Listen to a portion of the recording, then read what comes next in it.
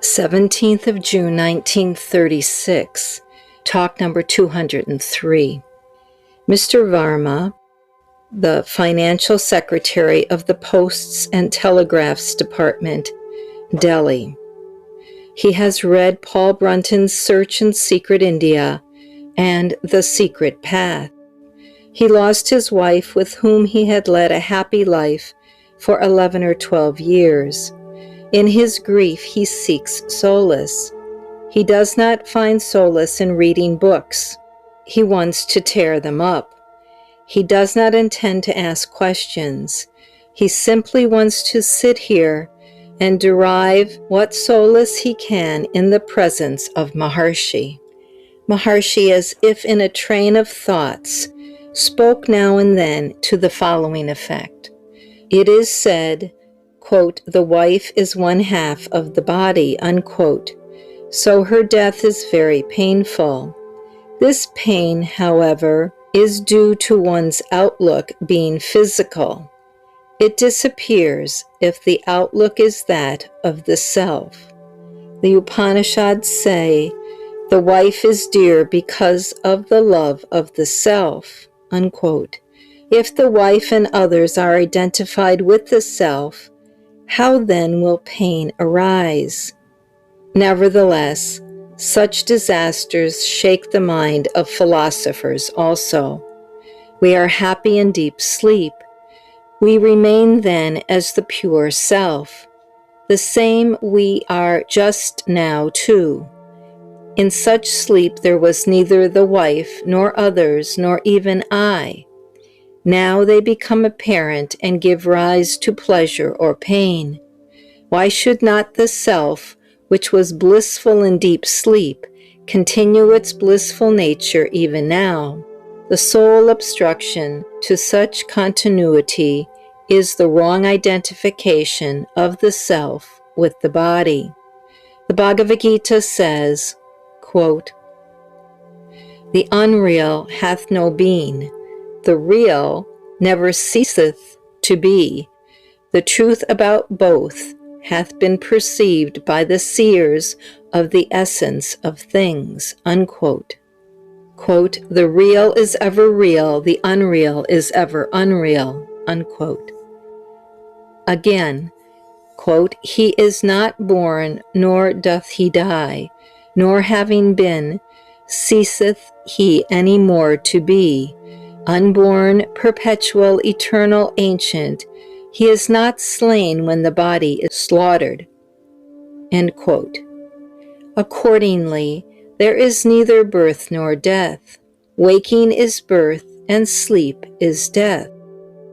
Was the wife with you when you went to the office, or in your deep sleep? She was away from you. You were satisfied because of your thought that she was somewhere, whereas now you think that she is not. The difference lies in the different thoughts. That is the cause of pain. The pain is because of the thought of the wife's non-being. All this is the mischief of the mind. The fellow, that is the mind, creates pain for himself even when there is pleasure. But pleasure and pain are mental creations. Again, why mourn the dead? They are free from bondage.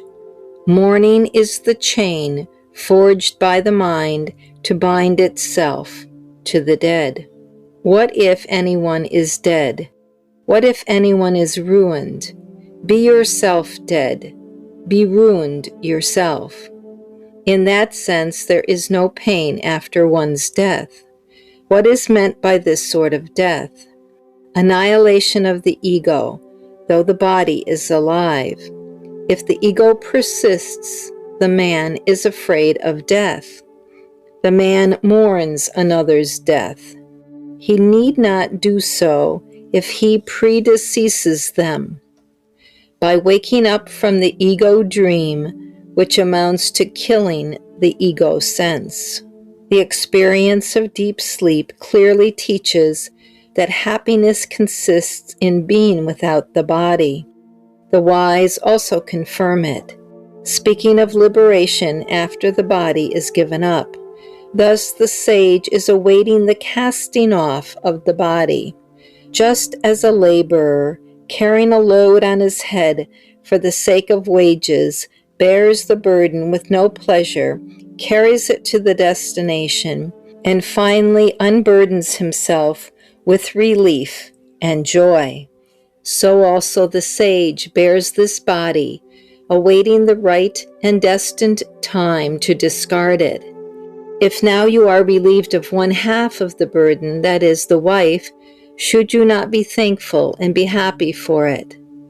Nevertheless, you cannot be so because of your physical outlook. Even men who ought to know better and who have known the teaching about liberation after death, etc., glorify liberation along with the body and call it some mysterious power of keeping the body eternally alive.